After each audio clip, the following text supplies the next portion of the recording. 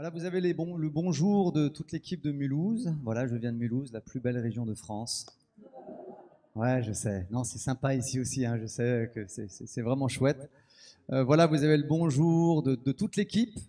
Il vous salue et il vous bénit parce que nous désirons, dans toute l'équipe pastorale que nous sommes, et bien tous différents, ben, on désire être une bénédiction en tout cas pour notre ville, notre pays et bien au-delà encore. Et nous nous réjouissons en tout cas de pouvoir le faire. Et on se réjouit, nous, d'être avec vous, de prendre ce temps durant tout ce week-end et de le faire simplement. On arrive à être simple, non? C'est mieux, hein. Franchement, à la bonne franquette, comme on dit chez nous, hein, vraiment autour d'une bonne choucroute et du vin blanc, ça se passe toujours très bien. Ici, c'est les frites, hein. Ah ouais. Ah, les frites et avec une bonne bière alors? Ouais, non, non, non, ça dépend, ouais. Ouais, bon, ben voilà. Nous, Alsaciens, on aime bien la bière aussi, donc voilà. On aime tout. Nous, on prend tout, nous. On est bon. Alors, on a un thème qui est très intéressant ce soir. Et c'est Dieu veut, Dieu est capable de guérir notre famille. Et je trouve que c'est un thème très intéressant parce qu'on a tous un parcours différent, nous tous. Si on se regarde les uns les autres, on n'a pas du tout le même visage, on n'a pas du tout le même nez, voilà, on peut se ressembler à des moments. On dit souvent que ma fille, Siloé, donc qui est juste à côté, me ressemble beaucoup, donc ça énerve un peu ma femme. Mais c'est comme ça, elle me ressemble, je suis le papa, donc tout va bien. Mais c'est vrai qu'on vient tous de familles complètement différentes. Qui vient de famille chrétienne? Depuis que tu es petit, depuis que tu es jeune, tu viens de famille chrétienne. Il y en a quand même beaucoup. C'est magnifique. Mais on est allé à 40%, je pense, là, dans la salle, où on vient de famille chrétienne. Moi, je ne viens pas de famille chrétienne. Et donc, j'ai mon parcours de vie, en fin de compte. Et du coup, quand on parle de Dieu guérit la famille, Dieu peut guérir la famille, Dieu veut guérir la famille, ça veut dire qu'avant qu'il guérisse ma propre famille à moi, il a d'abord besoin de me guérir moi. Il a besoin déjà de me rencontrer moi, personnellement. Et j'aimerais ce soir, au travers de ce thème-là, vous emmener individuellement, même si le thème c'est la famille, mais individuellement à se dire, ben, Jésus, tu veux prendre soin de moi en fin de compte. Tu veux faire une œuvre en moi, une transformation en moi, un changement en moi, peut-être une guérison en moi. Tu as besoin, Seigneur, que tu viennes me rencontrer moi-même, que tu viennes de famille chrétienne ou pas. On a besoin, chacun d'entre nous, de se dire, mais Seigneur, tu es venu pour moi. Tu veux me rencontrer moi. Tu veux faire un cœur à cœur avec moi. Tu veux me permettre de pouvoir vivre quelque chose de particulier en tête à tête avec toi. Et j'ai vraiment cela sur le cœur ce soir, c'est que Dieu veut te parler à toi personnellement. Alors on va parler de la famille, parce que nous allons témoigner, parce que j'ai demandé à ma femme aussi d'être avec ce soir, on va faire les choses ensemble. Parce que ma femme vient d'une famille chrétienne, enfin ils se sont convertis, enfin elle va le raconter, je ne vais pas le raconter maintenant, mais on a complètement un parcours différent tous les deux. Et aujourd'hui nous formons une famille. Nous allons vous raconter un peu notre histoire, une histoire pas parfaite, une histoire semée d'embûches, une histoire semée de blessures, semée de rejets, semée de pleurs, de cris, de souffrances. Mais aujourd'hui, nous formons une famille. Peut-être que toi aussi, ton parcours de vie, ça a été semé de larmes, de pleurs, de cris, de souffrances. Mais aujourd'hui, toi aussi, tu as une famille. Ou alors, tu vas avoir bientôt une famille. Il y a quelques jeunes au milieu de nous. Nous voulons croire que Dieu va vous donner une famille. Mais ça tombe bien que vous soyez là ce soir. Ça va vous permettre de prendre quelques billes dans vos poches et de se dire, ok, on va apprendre quelque chose, on va recevoir quelque chose pour pouvoir avoir une famille, même si elle n'est pas parfaite, mais une famille qui veut absolument servir le Seigneur, qui veut absolument marcher dans ses voies, marcher dans son sillon, marcher sur son chemin pour accomplir sa propre volonté. J'ai un jour cherché, et je ne sais pas si quelqu'un au milieu de nous, alors moi je suis pas un Jean-Marie Ribet, hein, donc moi je suis un Jérémy Young, voilà, je suis comme je suis. Je suis pas un théologien, mais j'ai creusé un petit peu, j'ai cherché, j'ai demandé, je dis mais ok, est-ce que on connaît une famille parfaite dans la Bible en fin de compte? Est-ce que quelqu'un ce soir peut me dire la famille parfaite dans la Bible? Une famille sans accroc, sans problème, papa, maman, les enfants, enfin tout est nickel, parfait. Est-ce que quelqu'un a révélation, que ce soit à cette connaissance au milieu de nous. Alors, on est pareil alors. Vous avez cherché aussi? Vous n'avez pas trouvé? Moi non plus, j'ai pas trouvé. C'est fou quand même que dans la Bible, on ne trouve pas de famille parfaite. Non, mais c'est quand même incroyable. De se dire comment que ça se fait que nous, en tant que chrétiens, on cherche à être des familles solides, fortes, engagées, qui aimons le Seigneur, mais on n'a pas d'exemple concret quelque part dans la Bible en disant, voilà l'exemple de famille parfaite. Il y en a juste une seule famille que j'ai trouvée intéressante. C'est Élisabeth et Zacharie dans le Nouveau Testament. Quand on le voit, eux, ils n'arrivaient pas à avoir d'enfants, donc c'était un problème qu'ils avaient. Okay, après, ils ont eu Jean-Baptiste. Alors, on ne connaît pas grand-chose d'eux, mais quelque part, c'est la famille qu'on voit où ils étaient unis. Ils étaient ensemble, même s'ils n'arrivaient pas à avoir d'enfants. Il a continué à servir dans le temple, dans la synagogue. Il continue à faire son service avec beaucoup d'humilité, avec beaucoup d'amour pour Dieu. Et le Seigneur est venu le rencontrer. Et le Seigneur lui a donné, alors déjà de se taire tout un temps, mais c'est fou parce qu'en général, on dit souvent aux femmes qu'elles parlent de trop. Mais là, c'est Zacharie qui ne parlait plus, quoi. Donc c'est à retenir quand même. Hein. Les hommes, on parle des fois peut-être un peu trop aussi. Hein. Donc voilà, les femmes, voilà, c'était pour un peu vous manifester pour vous. Du coup, ensemble, ils vont vivre le miracle.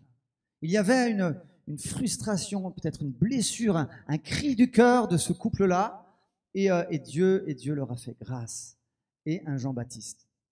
Et on se dit, waouh, il va faire de grandes études, il va devenir chirurgien, avocat, il va devenir un homme hyper connu dans la région, il va réussir dans sa vie parce que professionnellement, il faut absolument que les enfants réussissent.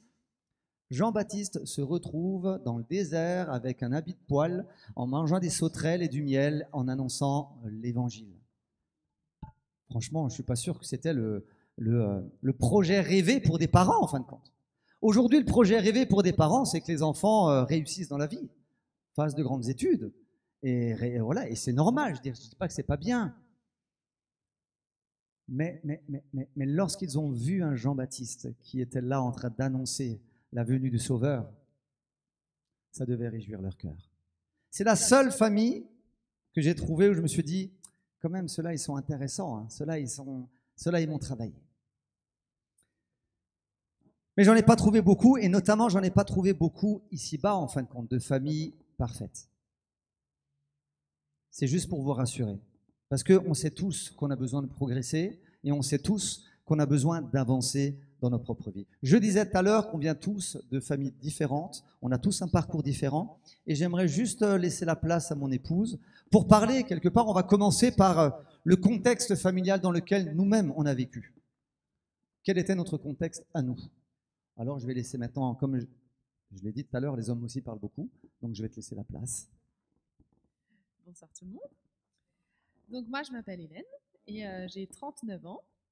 Il y a 39 ans, je suis née dans une famille alors qui n'était pas encore au Seigneur, mais une famille vraiment qui aimait Dieu quand même, parce qu'ils étaient très catholiques. Tous les dimanches, on allait à l'église. Et il y a eu quelques événements qui ont fait que j'étais une petite fille qui n'était jamais assurée d'être aimée par mes parents. J'avais toujours ce sentiment de ne pas être aimée. Pourquoi? Et mais quand j'ai eu 7 ans, mes parents ont vraiment rencontré des chrétiens sur leur route qui leur ont partagé l'évangile, qu'ils avaient entendu mais jamais compris, comme quand ils se sont mis à lire la Bible en fait. Et ça a changé leur vie. Ils sont nés de nouveau. Et dans ma tête, dans ce que je me souviens, je sais qu'il y a eu un avant et un après dans la vie de mes parents. Et pour moi, ça a été un témoignage. Voilà, donc on a commencé à fréquenter une petite église méthodiste du village, et où, voilà, on me parlait de Dieu. Mais donc c'était une église un peu familiale. Et puis pour vous dire un petit peu le contexte de ce que j'ai vécu, c'est que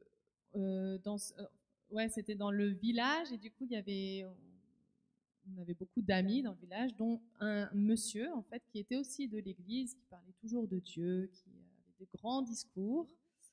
Et puis il venait, comme il était seul, il allait dans plusieurs familles pour manger régulièrement. Et nous, il venait au moins une fois par semaine, minimum. Et il s'avère que cette personne, c'était un pédophile. Et du coup, il a commencé à avoir des gestes déplacés. Mais moi, dans ma tête de petite fille, j'avais 7-8 ans. Il y avait quelque chose que je ne comprenais pas. Mais en même temps, j'ai été tout de suite enfermée dans le silence, en fait, dans une honte et dans quelque chose qui m'a vraiment pourri, en fait, à plusieurs années de ma vie. Et en plus, il faisait ça à la maison, enfin presque devant mes parents qui ne captaient rien. De plus mes parents, c'était des jeunes chrétiens convertis, donc ils avaient le feu, et donc ils allaient aux réunions de prière, aux réunions pour étudier la Bible, et lui venait nous garder. Donc voilà, ça a été un peu compliqué. Alors je suis l'aînée de 3 enfants aussi, et du coup dans ma tête, je voulais pas du tout que ça arrive aussi à mon frère et à ma sœur. Du coup, je m'arrangeais pour être un peu là pour ne pas qu'il aille, en tout cas, chez mon frère et ma sœur. Enfin voilà, un petit peu le contexte de mon enfance. Alors bien sûr, j'entendais l'évangile, mais c'est comme si plus rien ne pénétrait, en fait, parce que pour moi, les chrétiens, franchement, je saturais, en fait. Je me disais, mais en fait, c'est que des beaux discours, mais derrière, il n'y a rien. Et puis commençait à naître vraiment une rébellion, en fait, dans mon cœur. En plus, l'adolescence qui arrivait, mon corps qui se changeait, transformait, et j'ai vraiment un rejet de moi-même. À la maison, ça devenait vraiment conflictuel. Je n'arrive plus à avoir de discussion avec mes parents sans que ça parte. J'avais vraiment une colère, en fait, en moi qui explosait. Et alors eux, ils étaient démunis. Ils voyaient que j'allais pas bien, mais ils ne savaient pas comment faire. Alors je sais qu'ils ont beaucoup prié. Mais voilà, le mal-être grandissait vraiment. Voilà le contexte. Est-ce que je m'arrête peut-être là? Voilà, ça c'est le premier contexte d'Hélène. Donc des parents en chemin, touchés par le Seigneur. Mais bon, voilà la douleur et la souffrance d'Hélène de se retrouver piégée par cet homme-là qui l'a fait souffrir quand même de 7 ans à 14 ans. Des 7 ans à 14 ans, donc c'est terrible quand on écoute ça. Pour ma part, je suis né dans une famille où à l'extérieur tout allait bien, une famille où on avait une entreprise de nettoyage de vitres qui datait depuis 49 et qui date toujours encore. Et donc moi j'ai grandi dans ce contexte-là. Donc extérieurement, tout le monde pensait que tout allait bien, mais à l'intérieur, moi j'avais un père qui était alcoolique violent. Donc beaucoup de violence à la maison, beaucoup de choses qui m'ont marqué quand j'étais tout petit, où je rentrais, où je voyais mon père allongé au sol, qui a voulu se suicider je ne sais combien de fois, ou des scènes de violence à la maison, où petit, ça m'a marqué. Donc moi, très petit, j'étais chez un orthophoniste, j'étais chez des médecins, je faisais de l'asthme, enfin j'étais très mauvais à l'école, un blocage total sur tout ce qui était... qui représentait l'autorité en fin de compte, parce que j'étais tellement blessé par rapport à tout ce que je voyais, c'est que j'ai vraiment fait un refus quand j'étais gamin, quoi. Hein. Donc pour dire, même à la maternelle, et on me déposait à la maternelle, ma mère elle rentrait, elle faisait le ménage, et d'un coup elle me voyait arriver, parce qu'on habitait juste à côté de l'école. Enfin, je me sauvais de l'école, parce que j'arrivais pas à supporter en fin de compte d'être ailleurs et d'être auprès de gens que je connaissais pas. Enfin, j'avais un mal-être intérieur qui était terrible. Mais après, on grandit, bien sûr, et donc j'ai un frère aussi, un grand frère. Et quand on a grandi, notre seul désir, c'était de tuer notre père. En fait. C'était ça dans notre tête qui tournait toujours en boucle, ce désir d'éliminer notre père, cet homme qui nous a fait tant souffrir. En fait. Mais à l'âge de 12 ans, voilà, 12 ans, j'ai commencé à vivre ma petite vie de 12 ans, à avoir mes premières relations sexuelles à 12 ans, de commencer à me défoncer à 12 ans. Et donc, je suis vite rentré dans l'alcoolisme, dans la drogue à 12 ans, 12, 13, 14, 15, jusqu'à mes 21 ans. Après, ça a été, donc on habitait juste à Courtier, là où il y a l'église, hein, donc c'était dans ce quartier-là, hein, de Bourse-Villers, où là on a commencé. Après, plus on grandissait, plus on trafiquait. Et puis après, bon, voilà, je suis pas là pour raconter cette partie-là. Mais dans la famille, en tout cas, avec mon père, ça a été toujours très, très compliqué. Donc, à l'âge de 16 ans, lorsqu'il rentrait sous et qu'il voulait taper notre mère, alors après, à 16 ans, on peut se mettre entre, en fin de compte. Et je me suis mis entre, je me suis battu avec mon père, et bien sûr, j'ai dû quitter la maison. Et là, pour moi, ça a été une rébellion totale. Moi, je n'étais pas quelqu'un de méchant en soi. Il y avait une colère en moi, je pouvais exploser facilement, Mais j'étais plus dans le côté où il me manquait tellement d'amour, en fin de compte. Il me manquait quelque chose au plus profond de moi-même que j'ai cherché chez les filles, que j'ai cherché dans la drogue, que j'ai cherché dans la délinquance, que j'ai cherché dans tout ça, que je me suis un peu noyé dans tout ça. Mais le mal-être était là. Plusieurs fois, j'ai voulu aussi me suicider parce que le mal-être était trop fort, en fin de compte. Je ne savais pas comment gérer ce côté-là. Voilà le contexte un peu dans lequel on vivait. Et mon père, il était tellement violent que lorsqu'il avait des crises, la gendarmerie venait, l'emmenait, et on a un centre qui s'appelle Roufac chez nous. Hein. C'est un centre où il y a les problèmes psychiatriques, en fin de compte. Toutes les personnes qui ont des problèmes psychiatriques sont enfermées dans ce centre-là. Et mon père, régulièrement, il y allait là-bas parce que plus personne n'arrivait à l'arrêter, en fin de compte. Il fallait. Alors, mon père, c'est un costaud. Donc voilà, c'était pas simple, en fin de compte, de vivre ça dans la famille. Voilà un peu le contexte familial. Et lorsqu'on se dit, mais waouh, comment est-ce qu'on peut se construire quand on vit des choses comme ça, en fin de compte? Comment est-ce qu'on peut continuer dans notre vie lorsqu'on a des sacs à dos tellement lourds sur les épaules et lorsqu'on sait que notre vie va être encore longue, en fin de compte? On se dit, mais comment faire lorsque moi-même je vais me marier, lorsque moi-même je vais avoir des enfants, mais est-ce que je vais être capable de pouvoir prendre soin de ma propre famille? Et j'aimerais avec vous prendre ce texte-là alors je vais le prendre en deux fois, et c'est le psaume 147 au verset 3.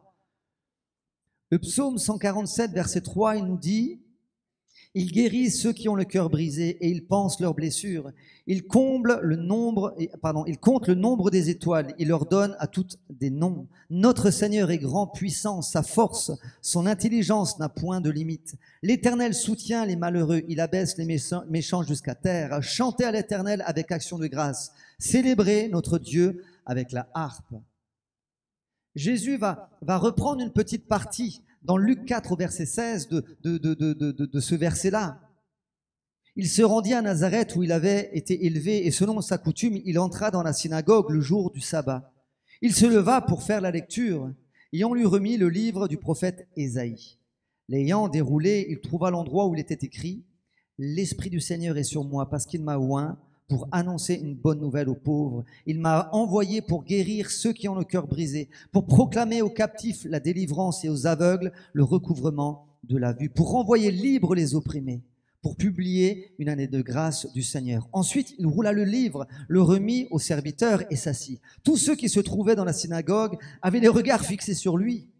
Alors, il commença à leur dire: « Aujourd'hui, cette parole de l'Écriture que vous venez d'entendre est accomplie. » Waouh! Jésus va prendre ce texte-là, qui nous parle de guérison, de délivrance, qui nous parle d'un changement profond, en fin de compte, dans le cœur de l'homme. Et il dit: aujourd'hui, cette parole est accomplie.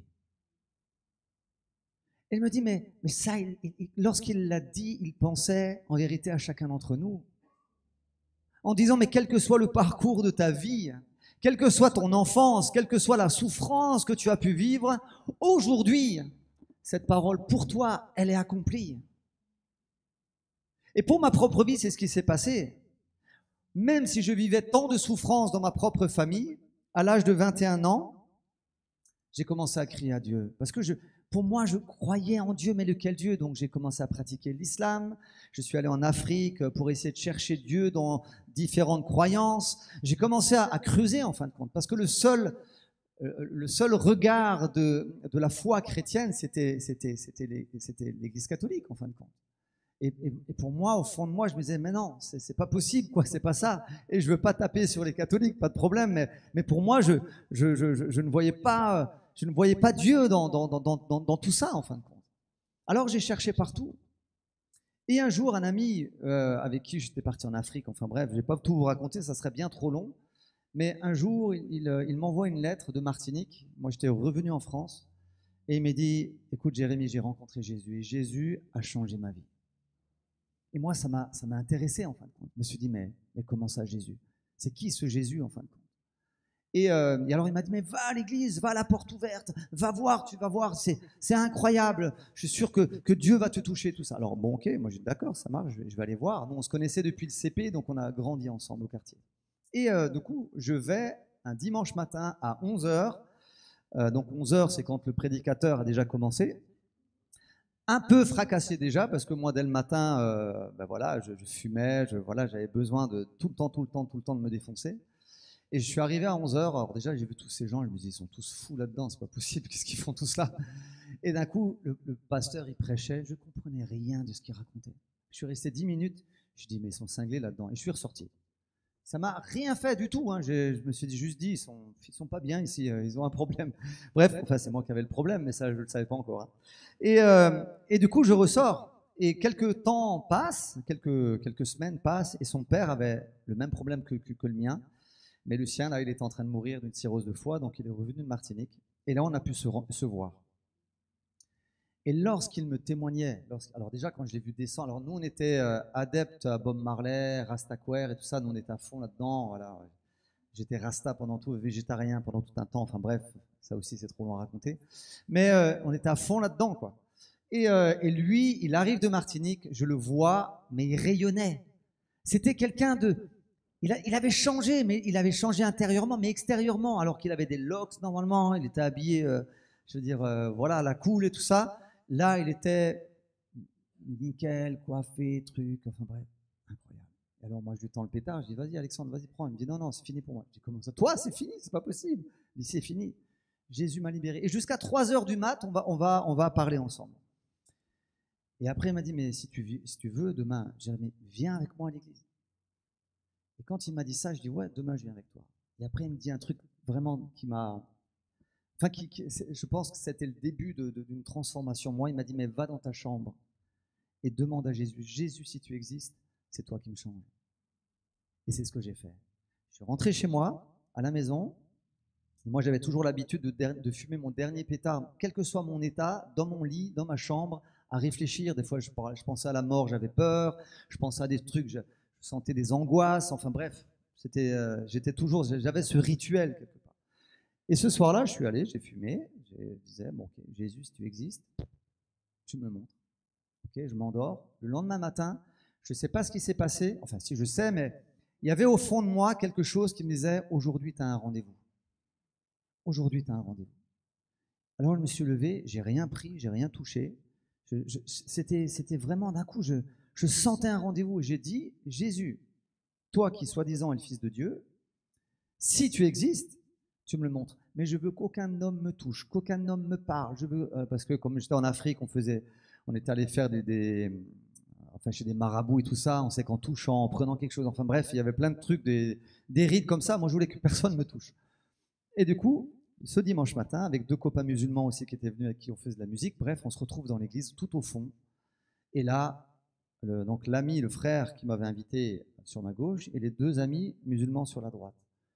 Et là, la louange commence. Non, la première des choses qui m'a touché, c'est quand, c'est pour ça qu'on aime bien se faire la bise en Alsace, j'aime toujours aimer beaucoup ça, c'est que d'un coup, celui qui était sur l'estrade, il dit, mais saluez-vous d'un saint baiser, voilà. Et d'un coup, les gens se faisaient tous la bise. Mais nous, au quartier, on se faisait tous la bise aussi, parce que quand tu te faisais la bise, c'était de la même famille, en fin de compte. On faisait de la bise à notre famille, même du quartier, quoi. Et quand j'ai vu ça, je dis, ouais, c'est pas mal ça de se faire la bise, c'est sympa. La louange commence, et là, j'ai été foudroyé, en fin de compte. Là, j'ai fermé mes yeux, et j'ai dit, mais Jésus, si tu existes, montre-moi-le.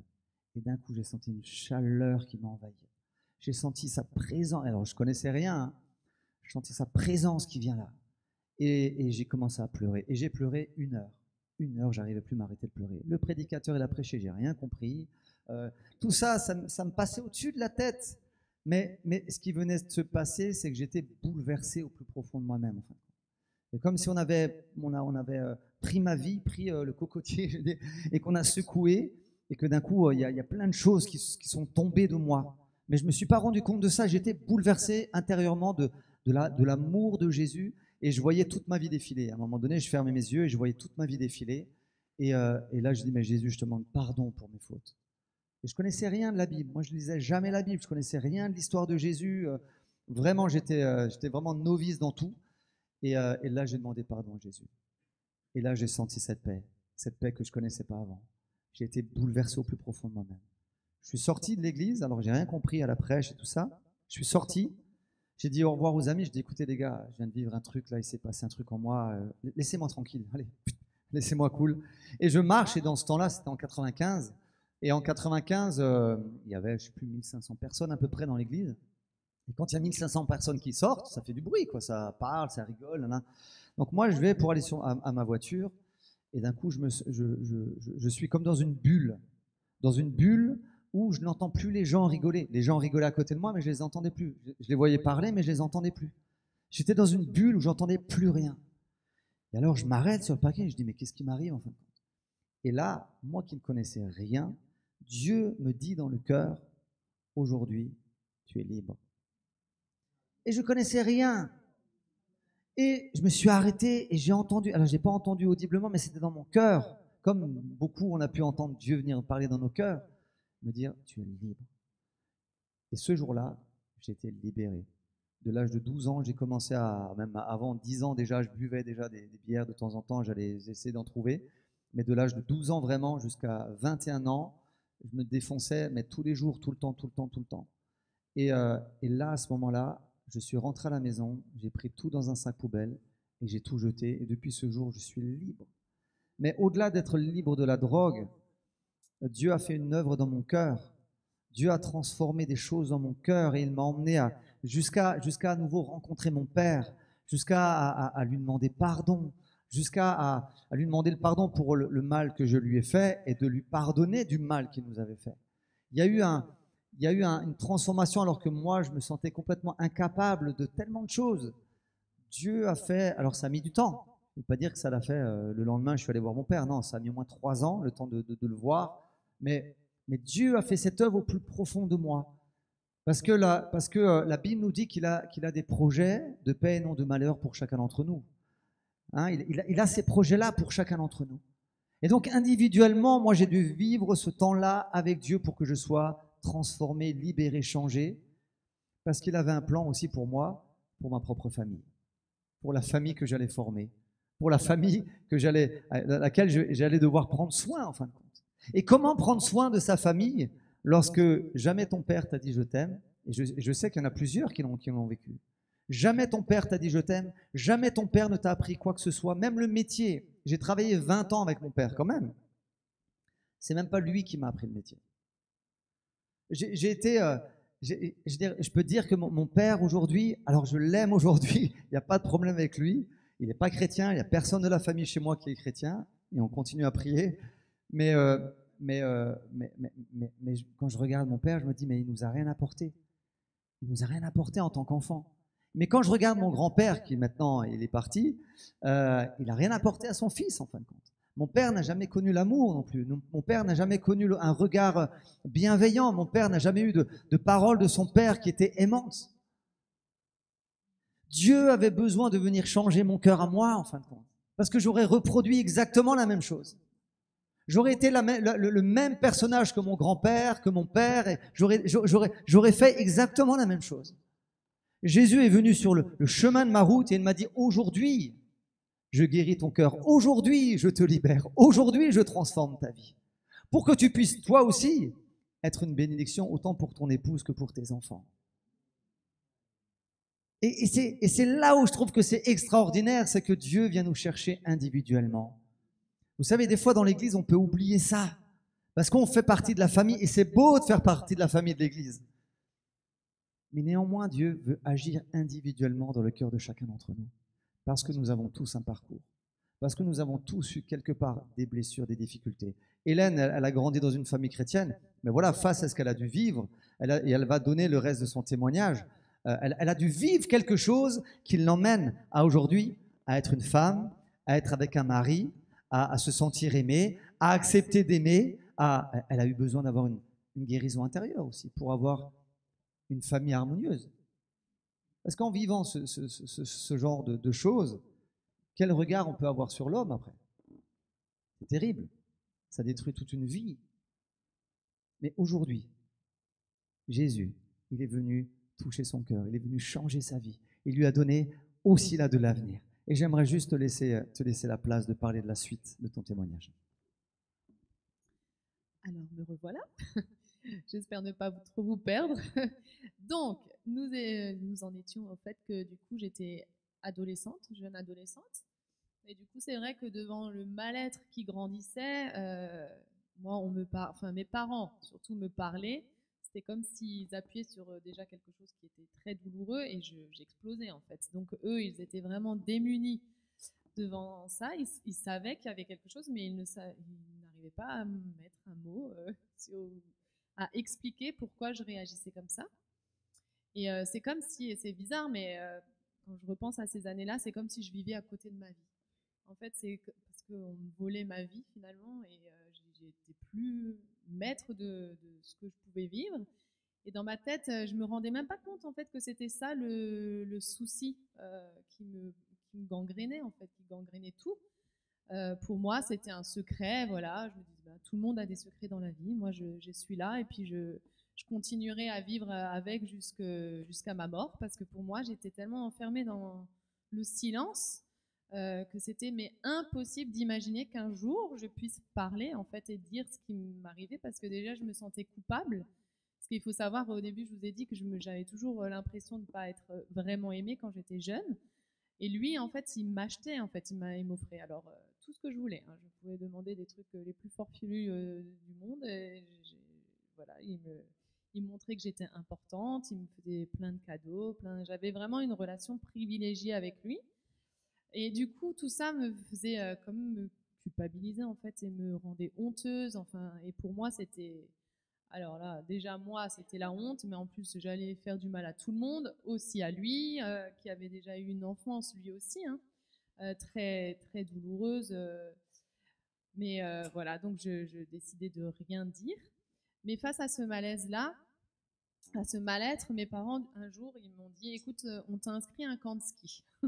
Alors ma réaction fut assez violente parce que je me suis dit mais encore on décide pour moi en fait. Mais à un moment stop, je veux pas y aller. Et au final, ça a été vraiment un rendez-vous du Seigneur et je me suis retrouvée avec des chrétiens que je ne connaissais pas en dehors de l'église. Et vraiment, je suis sortie de mon contexte et ça m'a fait déjà beaucoup de bien.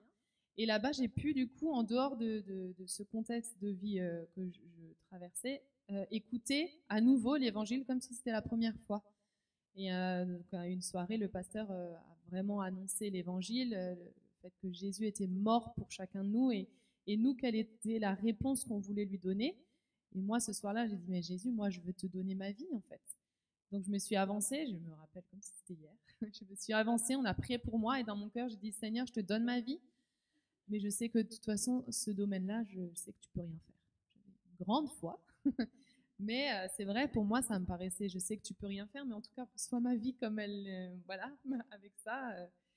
Et c'est quelques mois plus tard où je faisais beaucoup de sport, j'aimais beaucoup de basket. Du coup, j'avais fait un camp chrétien aussi de basket. Et là-bas, j'ai rencontré une amie qui m'avait posé des questions quand on est adolescente. Voilà, est-ce que tu as déjà eu un copain Et sur le coup, j'ai rien dit. Mais une fois rentrée à la maison, j'ai commencé à lui écrire. Et c'est la première fois de ma vie que j'écrivais ce que je vivais en fait. Mais par écrit, c'est des fois plus facile de dire les choses.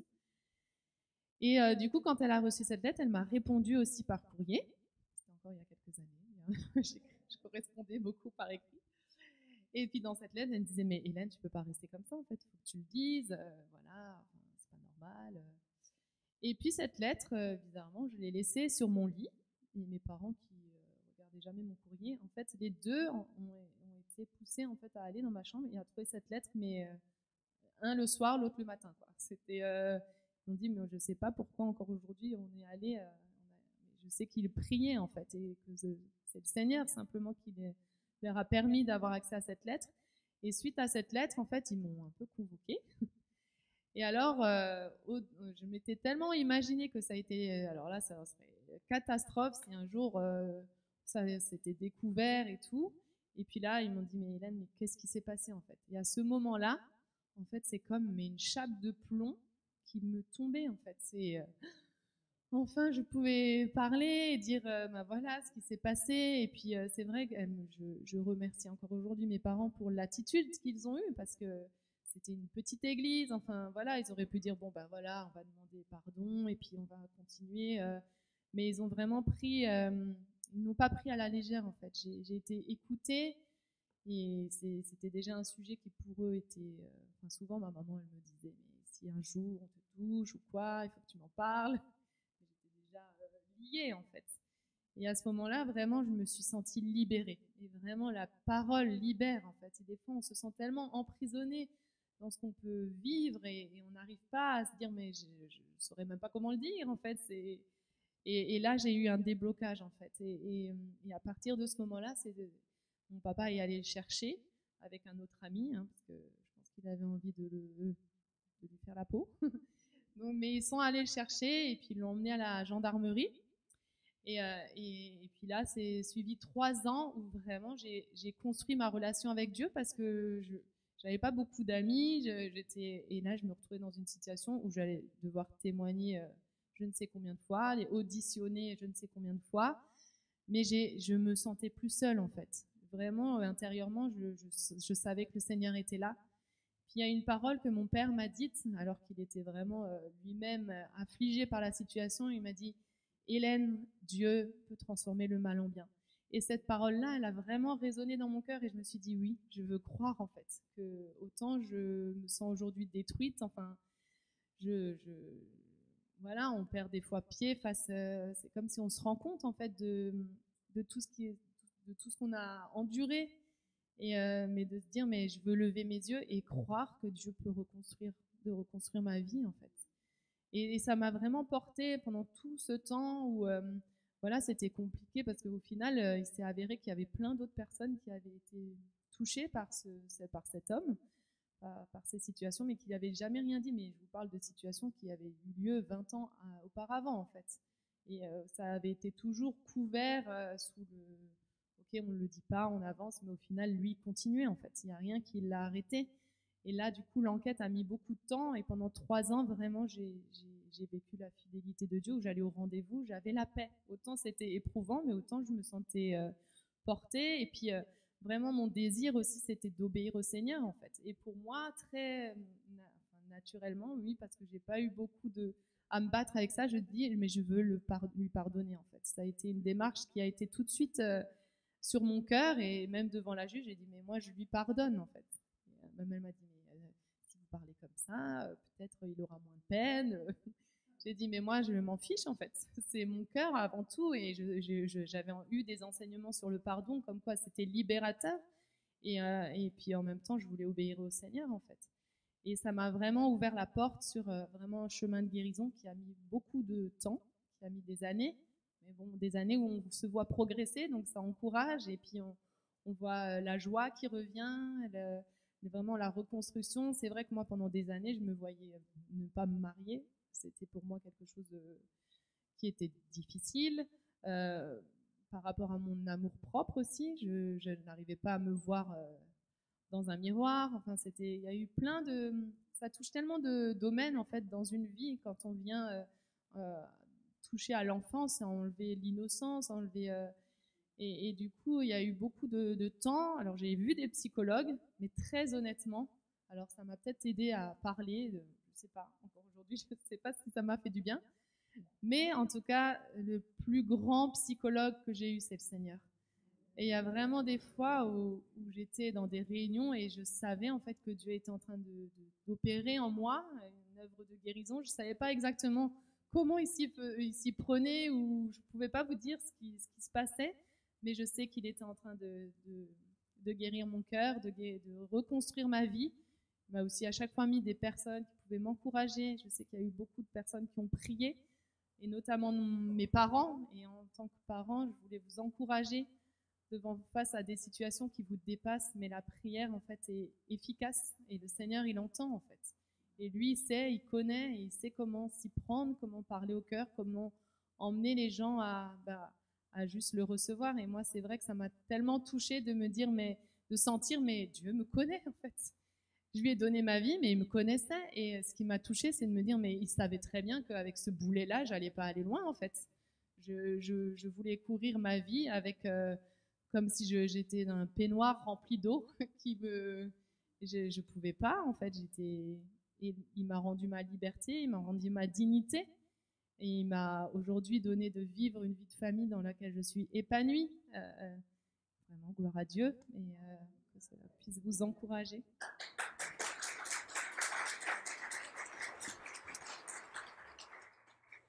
Laissez-moi juste vous parler de ce texte qui est dans Matthieu 7 au verset 24. On connaît ce passage où il est dit qu'il y a deux hommes qui vont construire leur maison, un sur le roc, l'autre sur le sable. Dans les deux cas, la tempête va souffler. La tempête va souffler et celui qui a bâti sa maison sur le sable, il est dit que la maison va s'effondrer et que sa ruine va être grande. Celui qui aura bâti sa maison sur le roc, même s'il y a la tempête, la maison va tenir debout. Et Jésus va donner l'exemple de mettre en pratique ou de ne pas mettre en pratique ce qu'on entend. Et je me dis, au travers de tout le parcours qu'on peut vivre, et même de tous les chrétiens que je peux rencontrer dans les entretiens qu'on peut faire, les entretiens pastoraux, je vois malheureusement tellement de chrétiens qui bâtissent leur vie sur du sable. Ils entendent l'évangile. Ils connaissent la Bible des fois très très bien, pas de problème. Ils peuvent citer des textes bibliques par cœur avec la référence, avec tout ce qu'on veut. Le problème, c'est que souvent, malheureusement, ils ne mettent pas en pratique. Et alors, quand il y a la tempête, alors quand le vent souffle, parce que dans toutes les vies, ça souffle. Dans toutes les vies, il y a la tempête. Qui n'a jamais vécu de difficultés ici? S'il y en a un qui lève la main, on va peut-être faire un tableau ici. Qu'est-ce que t'en penses? On va le mettre en photo. On vit tous des tempêtes. Mais selon ton désir de suivre Jésus, selon ta façon de mettre en pratique ce que tu connais, ce que tu entends, ce que tu vis, alors tu vas tenir bon. On peut faire longtemps des séminaires, on peut faire longtemps de plein de choses. Pas de problème, on peut courir dans les quatre coins du monde pour entendre les plus grands prédicateurs. Pas de problème. Mais ce que Dieu nous demande à chacun d'entre nous, c'est est-ce que ce que tu entends, est-ce que tu le mets en pratique? Et je me dis, mais quand Jésus nous dit qu'il guérit les cœurs brisés, quand Jésus nous dit qu'il peut changer des cœurs de pierre en cœurs de chair, quand Jésus nous dit qu'il peut rendre libres les opprimés, quand Jésus nous dit qu'il peut réellement transformer ta propre vie, est-ce que tu te dis que c'est pour toi aussi ou est-ce que c'est que pour les autres? Moi, je voudrais juste t'encourager ce soir à te dire, mais cette parole-là, elle est pour toi aujourd'hui. Cette parole, elle est accomplie. Voilà ce que va dire Jésus. Mais elle est accomplie pour toi et elle est accomplie pour moi. Est-ce qu'on la prend ou est-ce qu'on ne la prend pas? C'est à nous de voir. Est-ce qu'on accepte ce que Jésus nous donne comme promesse à chacun d'entre nous ou est-ce qu'on se dit, c'est pas pour moi? J'aimerais te dire que c'est pour toi. C'est pour toi.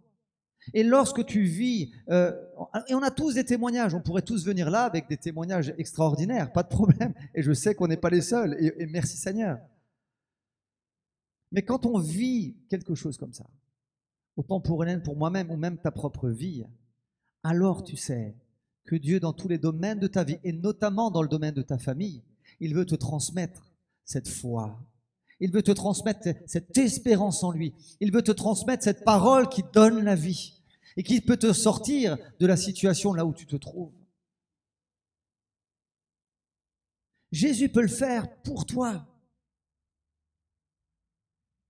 pour ta propre famille, pour ton mari, pour ton épouse, pour tes enfants, pour toi-même. Il est capable de pouvoir te transformer, te guérir et te sortir de la situation où tu te trouves. Et même si tout s'écroule autour de toi, même si tout ce que tu as prévu dans ta propre vie en tant que chrétien s'écroule, toi, reste attaché à lui. Reste attaché à lui. Ne lui lâche pas la main. Parce que lui, il te tend la main. Lui, il sera toujours là. C'est à toi de garder ta main attachée à lui. Parce que lui, il peut te sortir de la situation où tu te trouves. Mais si on décide, nous-mêmes, parce qu'on pense, et c'est vrai que des fois ça fait mal, des fois il y a des souffrances profondes qui font mal. Si j'ai une blessure, qu'elle s'infecte à l'intérieur, ça va faire super mal de la réouvrir, de faire sortir le pus, de la désinfecter, de la refermer. Ouais, je vais devoir le faire et ça va faire mal. Mais ça va être vital pour moi. Parce que si je laisse, un jour ou l'autre, on va me couper le bras en fin de compte. Dans ton cœur, c'est peut-être la même chose. Tu as peur parce que ça fait mal et tu sais que ça risque de faire mal, comme un peu Hélène. Elle savait que ça allait faire un tsunami, elle elle va être trop peur, et même la douleur de tout raconter. Mais ça a été salutaire, en fin de compte. Tu as besoin, toi-même, dans ta propre vie, tu as besoin de mettre quoi, la lumière au fond de toi? Qu'est-ce que tu as besoin, toi, aujourd'hui, de lâcher au plus profond de toi-même? Qu'est-ce que tu as besoin que Jésus vienne faire au fond de toi pour que toi-même, tu sois une bénédiction pour ta propre famille? Dieu guérit notre famille au travers de chacun d'entre nous. Mais si toi, tu te balades avec des souffrances, des blocages, combien de pères que j'ai rencontrés ont du mal à manifester de l'amour, autant pour leurs épouses que pour leurs enfants?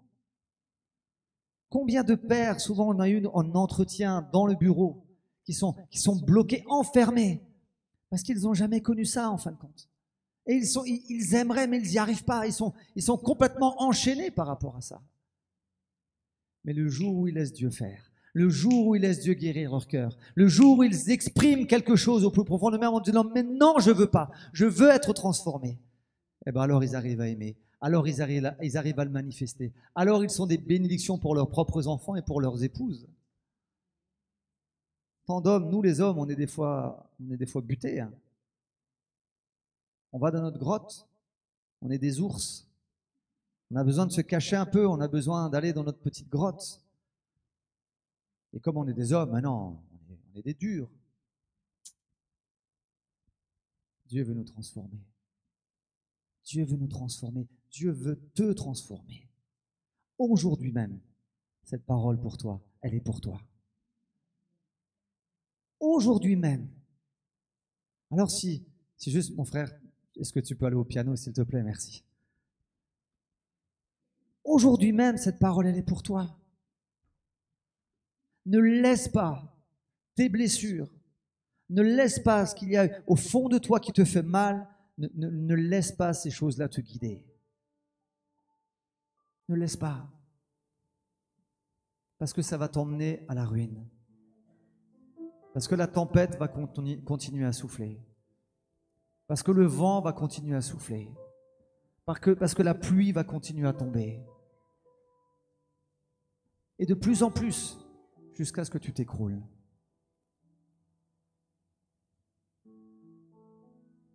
Ce soir, juste si on peut fermer nos yeux tous ensemble, tranquillement, et nous tenir là devant Dieu. Simplement des témoignages de vie. Aujourd'hui, nous sommes tellement heureux de voir ce que Dieu a fait de nous. Non pas parce que je suis meilleur, non pas parce que Hélène, elle est meilleure que l'une d'entre vous, mais c'est juste parce qu'un jour, on s'est tenu à ses pieds, on s'est dit, mais Seigneur, ma vie est à toi.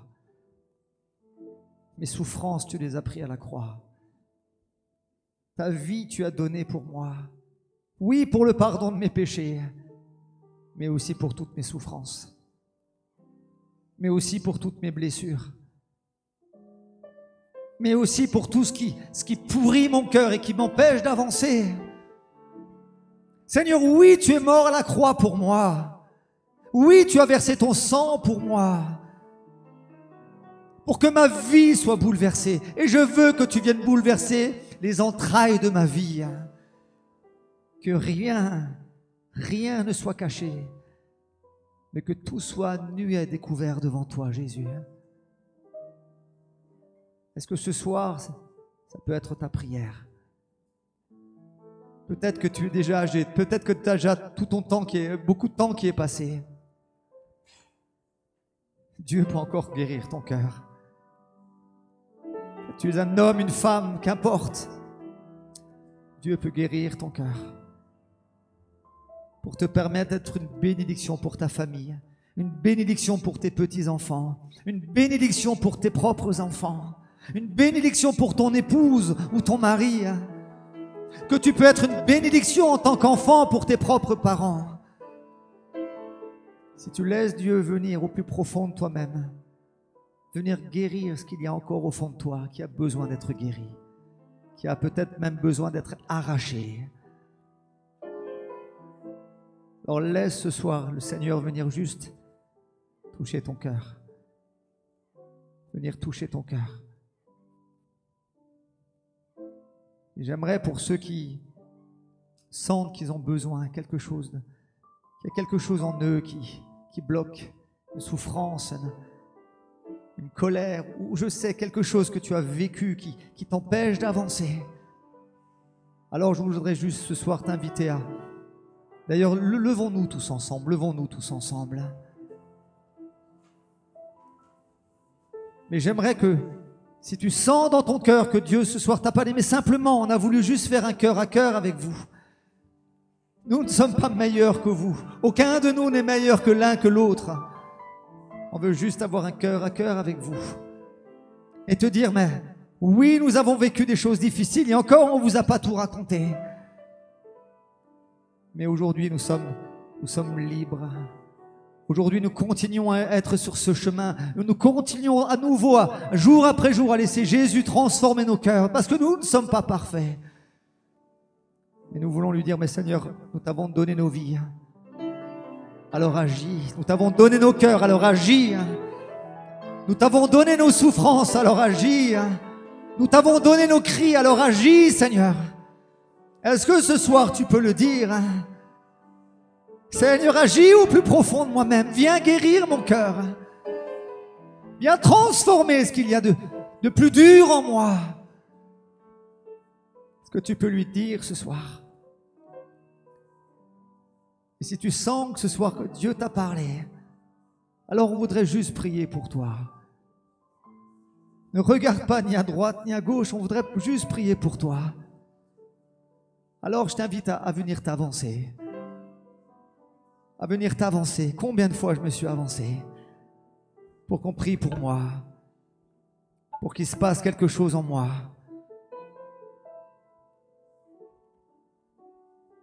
Je t'invite à venir. Et si on peut juste chanter, je te donne mon cœur. Est-ce qu'on peut chanter ce chant tous ensemble, hein?